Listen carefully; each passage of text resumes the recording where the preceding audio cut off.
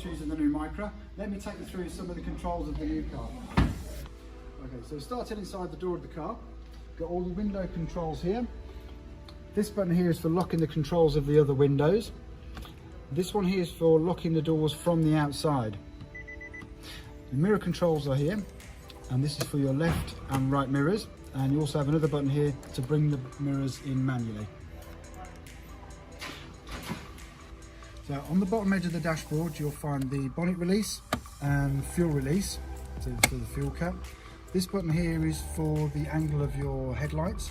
So 0 for normal driving, 1 if you have a lot of passengers, 2 passengers and luggage, and 3 if you had a trailer. This button here with the lane markings on the Micra will activate the lane departure intervention to prevent you from accidentally gliding over the white lines. The button with the auto off, that is for your start-stop technology. So if you do wish to turn that off, you can do. These buttons here are for the light within the dashboard, so you can turn them up and down. And you also have your trip reset for if you want to measure your journeys. On the steering column, we have the windscreen wiper lever. So one push up is a wipe, one push down gives you the automatic settings. All the way down would be a manual windscreen wipers. This collar here is for the sensitivity of the automatic setting, and this end piece is for the rear wiper, intermittent and full, and to jet water on the windscreen, pull back, and for the rear windscreen, push forward. The lights on the other side also have an automatic setting. You can put them on side lights and main lights manually, but it's best to leave on automatic. This collar here is for your front and rear fog lights, so push forward for your front fog lights, pull back for your rear fog lights, and then you've got your flash and main beam. On the steering wheel, you have your speed limiter and cruise control buttons. The limiter works as you push this button here and press set on here. 20 miles an hour would come up on the display, so it stops you gradually creeping over the speed limit. This can be adjusted by pressing the plus or the minus buttons, and if you hold it, it will jump in 5 mile an hour intervals. The cruise control, obviously we can't really demonstrate in the showroom, but if you press the cruise control button and press set, so in a situation where you're on the motorway or dual carriageway, then you can set the speed at whatever you're doing, say 70 miles an hour, take your feet from the pedals and the car will stay at that speed. However, if you wish to speed up or slow down, again you press the plus or minus buttons here to speed up or slow down. This one here is for your phone, so you can answer your phone and the Bluetooth is set up in the car. And this one is for the voice activation for the Apple CarPlay and the Android Auto. On this side here, you have the controls for the middle screen, so you can scroll across to the different screens that the car can show you on the display. When you're in there, that will give you access to your settings. So if you see a menu you wish to go into, press OK. You can scroll down to clock, display settings, vehicle settings. But if we say display settings, as an example, choose the content selection, you can choose which screens the car will display for you. So you can personalise it to how you like it. This button here obviously brings you back out of the display, back to the original. A lot of people choose to have the digital speedometer there. These buttons here will toggle through the tracks on your music or on the radio stations. The volume control is also on the steering wheel. This will also control the music. It'll also control the sat nav if you catch it while she's talking, and also your phone calls. Working on the centre console, obviously handbrake, gear selector. This car benefits from the intelligent key system, which has the start-stop button here. You have a 12-volt socket, a USB port. Here you've got your climate control, so obviously you've got the temperature control here, fan control there. So this button you can select the aircon on and off, and also got an automatic button which will turn the fan up and down automatically depending on how far from temperature you are. Your front demister and rear demister. This button here, which is your selector, will go either eye level and feet, just feet and windscreen for a chilly morning, just windscreen. So that's that one. Moving up to here, you've got your menu button, which you've got 3 different menu screens on the car. Also, you can customise that here. So if you want to add like another widget, like this clock or the music one, or if you want to add a shortcut, you can choose what category it's from, i.e. the phone. So you could put your phone book onto this screen here. So now on that menu, you would have your phone book installed there. After that will show up once the phone's connected.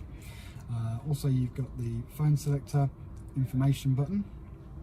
So traffic information, where you are, GPS, audio, will give you your, in this case, your radio. So you can change the source, whether it be AM, FM, DAB, USB, Bluetooth or auxiliary plug-in. Also on the DAB menu, you can select your stations, which you can scroll through like so, and select your station. So if you select a station, you can then hold down a button to store it into the memory. It's stored in memory. That's a menu. On your maps, you have your mapping on here.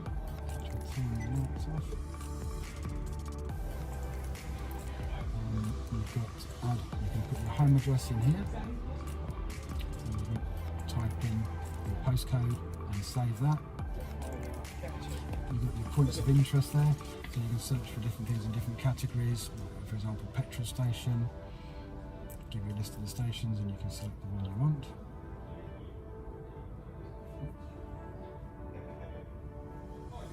And press start. Back to your menu. Connections. This is how you can pair your phone up. So for example, on the Bluetooth, add a new device. Go to the settings on your phone, choose Bluetooth. Search for your devices and you'll find My Car on there and just select it, and that will pair the phone up to the Bluetooth. You can also add Wi-Fi networks to the car, and also you've got USB connections. A route has been calculated. Drive onto a digitized road. The camera button here, in this model, gives you can go into the settings there for the camera. As you put the car in reverse, it will automatically put the reversing camera on. Hazard warning lights are here, mirror, and obviously your selectors for turning your lights on and off.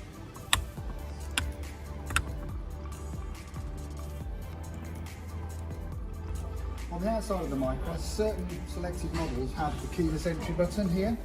So you press that to unlock the car, and press it again to lock it. Going around to the back door,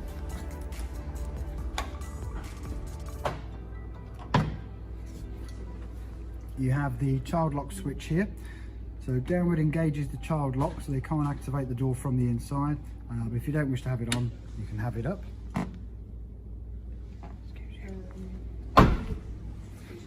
On the bumper, just below the badge, there's a little rubber button here to unlock the boot. So this one is for unlocking. The little round one here is to lock the boot.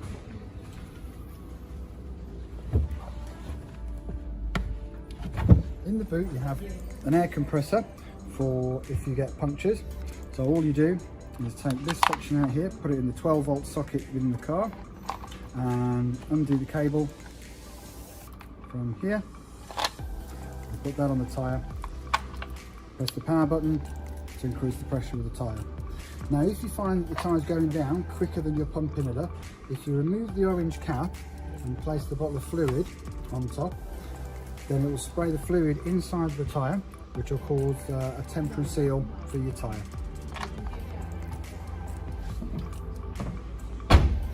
And the fuel cap is located on the passenger side.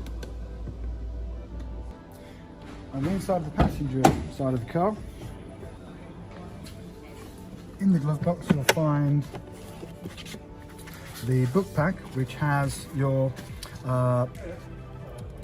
getting started guide to the car, your service book, the instruction manual for the navigation, the main instruction manual for the car, and also you get your roadside assistance numbers on here as well.